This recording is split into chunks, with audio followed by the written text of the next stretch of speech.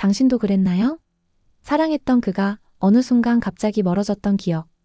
차가워진 눈빛, 바뀐 말투, 연락 없는 시간들. 도대체 그에겐 무슨 일이 있었던 걸까요?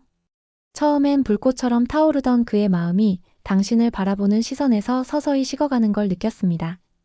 매일 오던 메시지가 뜸해지고 따뜻했던 목소리가 점점 무미건조해졌습니다. 당신은 그의 변화를 눈치채고 가슴이 철렁 내려앉았습니다. 내가 뭘 잘못했나? 라는 질문이 머릿속을 맴돌며 그의 연락을 기다리다 밤을 지새웠던 날들이 떠오릅니다.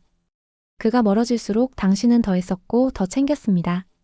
하지만 그의 대답은 점점 짧아졌고 결국 우리 헤어지자라는 말이 당신 앞에 떨어졌습니다.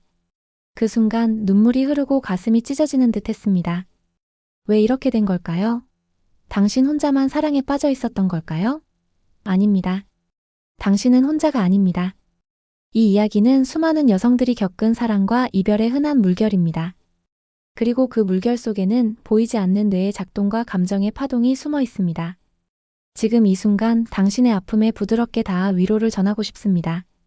살랑이는 바람처럼 이 글이 당신의 마음에 잔잔한 공명을 일으키길 바랍니다. 뇌과학자인 조 디스펜자는 이렇게 말합니다. 우리의 뇌는 익숙한 감정 패턴을 반복하고 싶어 한다. 사랑은 처음엔 강렬한 감정의 파동을 일으킵니다. 연애 초반 그의 뇌는 당신을 향한 설렘과 열정으로 가득 찼습니다. 당신의 미소, 당신의 목소리 모든 것이 그의 뇌에 새로운 자극을 주며 도파민을 폭발시켰습니다. 하지만 시간이 지나면서 사랑이 일상이 되면 뇌는 그 감정을 습관으로 저장합니다. 이는 뇌의 신경 가소성과 연결짓습니다. 반복된 감정과 생각은 뇌에 깊은 회로를 새기고 새로운 자극이 없으면 그 회로는 점점 굳어집니다. 사랑이 습관화되면 뇌는 흥분보다는 안정을 추구하기 시작합니다. 특히 남성의 뇌는 논리적 생존 중심의 회로가 강하게 작동합니다. 연애 초반의 열정은 도파민과 테스토스테론 같은 호르몬이 주도하지만 관계가 안정되면 뇌는 생존과 효율성을 우선시합니다. 그는 당신을 사랑했지만 그 사랑이 익숙해질수록 감정적 동기보다는 현실적 계산이 작동하기 시작합니다. 예를 들어 그는 당신과의 데이트보다 일이나 개인 시간을 더 중요하게 여기기 시작합니다. 양자역학적으로 보면 감정은 에너지 파동입니다. 새로운 사랑은 높은 주파수의 파동을 만들지만 반복되는 일상은 그 파동을 낮고 느린 상태로 전환시킵니다. 그의 뇌는 더 이상 당신에게서 신선한 자극을 느끼지 못하고 안정 속에서 새로운 에너지를 찾지 않으려 합니다. 이별의 원인 중 하나는 바로 이 반복되는 일상입니다. 뇌는 새로운 경험에 반응하여야 호르몬을 분비합니다. 호르몬 관점에서 연애 초반의 설렘은 도파민과 테스토스테론이 폭발하며 생깁니다. 하지만 일상이 반복되면 뇌는 더 이상 자극을 감지하지 못하고 도파민 분비가 줄며 감정의 불꽃이 꺼집니다. 양자역학적으로 새로운 자극은 양자장의 파동을 활성화하지만 반복은 그 파동을 정체시킵니다. 심리학적으로 인간은 신기성 추구 본능이 있습니다. 자극이 없으면 그는 무의식 중에 당신에게서 멀어집니다. 이는 그의 잘못이 아니라 뇌가 자연스럽게 선택하는 경로입니다. 남자의 뇌에서 사랑은 독특한 패턴을 따릅니다. 연애 초반 도파민이 폭발하며 그는 당신을 향한 성취감을 느낍니다. 당신에게 메시지를 보내고 당신의 미소에 반응하며 그는 마치 목표를 이루는 듯한 기쁨을 경험합니다. 테스토스테론은 그를 추진력 있게 만들고 옥시토신은 당신과의 연결을 강화합니다. 심리학적으로 이때 그는 추구 모드에 들어섭니다.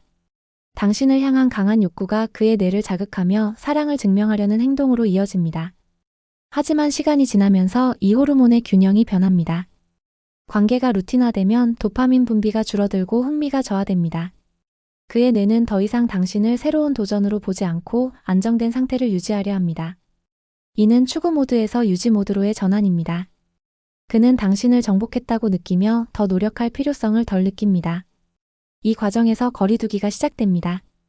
현실 스트레스가 쌓일 때 코르티솔 스트레스 호르몬이 분비되며 그의 뇌는 감정 분리 본능을 작동시킵니다.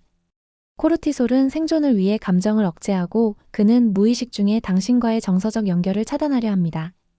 예를 들어 직장에서 힘든 하루를 보낸 그는 당신에게 따뜻하게 다가가기보다 혼자만의 시간을 선택합니다. 이는 그의 뇌가 스트레스를 감정과 분리해 처리하려는 자연스러운 반응입니다. 조 디스펜자는 이런 상태를 에너지장의 붕괴로 설명합니다. 높았던 사랑의 파동이 낮아지며 그는 당신에게서 멀어집니다. 남성의 뇌는 감정적 동요보다 논리적 안정감을 우선시합니다. 당신이 그의 연락을 기다릴 때 그는 이미 관계가 완성됐다고 느끼며 덜 노력하게 됩니다. 심리학적으로 당신이 더 애쓰고 챙길수록 그는 무의식 중에 안전함을 넘어 의존의 상태로 흘러갑니다. 테스토스테론이 줄어들며 그의 뇌는 도파민의 자극 대신 안정된 옥시토신의 흐름에 익숙해집니다.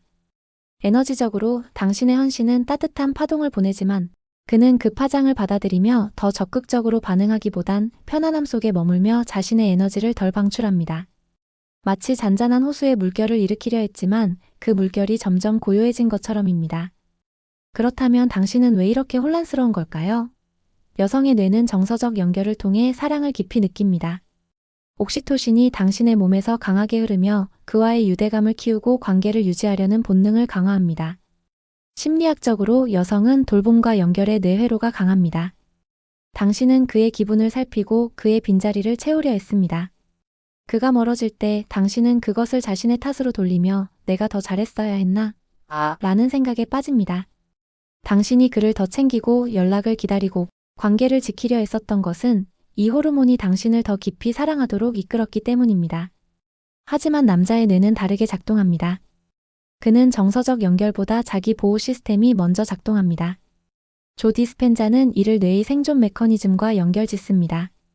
남성의 뇌는 감정적 혼란을 피하고 안정감을 유지하려 합니다. 코르티솔이 증가하며 그는 감정적 위험을 피하려고 거리를 둡니다. 당신이 더 다가가려 할수록 그의 뇌는 더 강하게 방어하며 후퇴합니다. 그가 차가워진 것은 당신 때문이 아니라 그의 무의식적 두려움 때문일 수 있습니다. 예를 들어 그는 관계가 깊어질수록 책임감이나 상실에 대한 두려움을 느낍니다.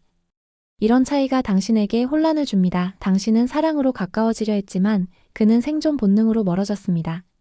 당신의 뇌는 그의 빈자리를 계속 떠올리며 아픔을 반복합니다. 조 디스펜자는 뇌는 반복된 감정을 습관으로 저장한다고 했습니다. 그의 목소리, 메시지, 함께한 순간들이 뇌의 신경망에 새겨져 이별 후에도 눈물이 납니다. 하지만 이것은 당신의 잘못이 아닙니다. 당신의 사랑은 진실했고 그의 뇌는 단지 다른 리듬을 따랐을 뿐입니다. 이 혼란 속에서 당신은 여전히 아름다운 존재입니다. 이제 혼란을 넘어 당신의 빛을 되찾을 때입니다. 그가 멀어진 이유를 이해했다면 당신은 그를 붙잡으려 애쓰는 대신 자신에게 집중할 수 있습니다. 조 디스펜자는 말합니다. 감정과 생각이 조화될 때 우리는 새로운 현실을 창조한다. 자기 사랑은 당신의 뇌를 재구성합니다. 옥시토신이 그를 향하던 흐름을 당신에게 돌리고 뇌는 새로운 신경망을 만듭니다.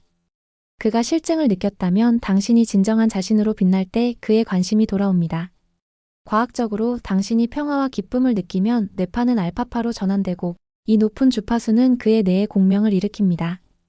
당신이 진정한 자신을 돌보며 예를 들어 명상으로 내면의 목소리를 듣거나 좋아하는 꽃을 보며 미소 짓는 순간 뇌는 높은 주파수로 진동하며 에너지장을 확장합니다. 이 높은 주파수는 주변의 공명을 일으키고 사람들의 관심과 사랑을 자연스럽게 끌어당깁니다. 현실적으로 일상에 변화를 주세요. 이제 새로운 자극이 필요합니다. 호르몬 관점에서 새로운 경험은 도파민과 옥시토신을 촉진합니다. 여행을 가거나 새로운 요리를 하거나 아니면 늘 다니던 길이 아닌 새로운 길로 다닌다면 뇌가 자극을 받아 설렘을 되살립니다. 양자역학적으로 이런 변화는 당신의 에너지장을 새롭게 하고 주변인들과의 파동 공명을 강화합니다. 심리학적으로 신기성 추구는 관계에 활력을 불어넣습니다. 반복되는 일상 대신 변화를 주면 그의 뇌가 당신을 새롭게 인식하게 됩니다. 외모에 생기 있는 자신감을 더하고 SNS에서 행복한 순간을 공유하면 그는 뭔가 달라졌다라고 느낍니다.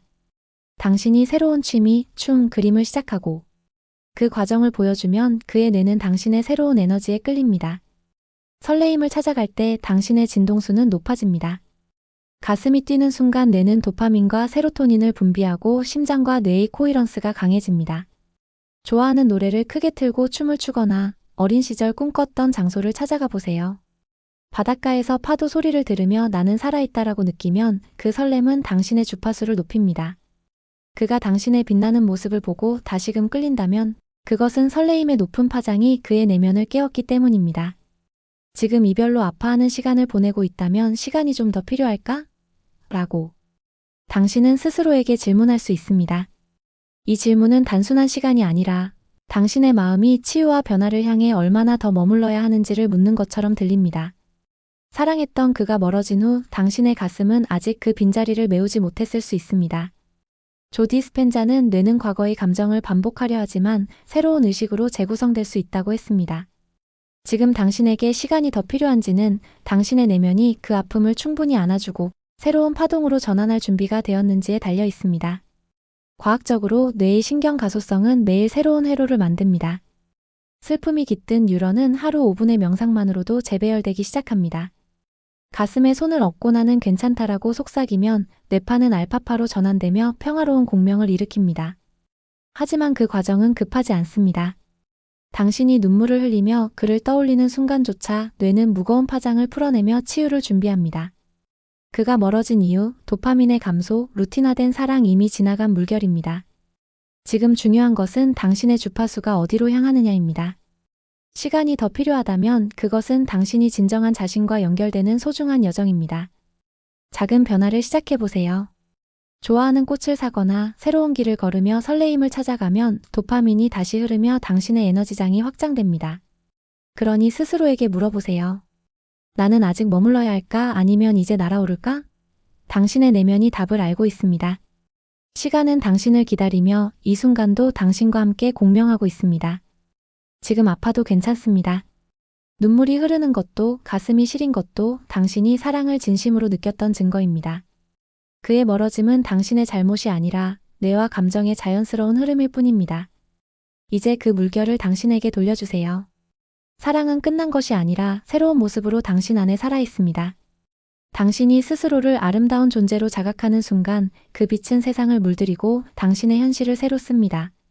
살랑이는 은빛 바람처럼 당신의 따뜻함은 다시 퍼져나갈 것입니다. 작가 카프카가 이야기했습니다. 삶이 소중한 이유는 언젠가 끝나기 때문이다. 아픈 감정에 매몰되어 오늘 지금 이 순간의 소중함과 매 순간의 기적을 놓치지 않으셨음 합니다. 당신은 우주 속에서 빛나는 별이며 이 세상에 단 하나뿐인 기적임을 기억하세요. 이별은 당신이 더 강하고 아름답게 빛날 시작점이 되게 해줄 것입니다. 당신의 모든 순간이 사랑과 의미로 채워지길 진심으로 기원합니다. 나비소울은 당신과 함께 이 여정을 걸으며 당신의 새로운 이야기를 기다리겠습니다. 감사합니다.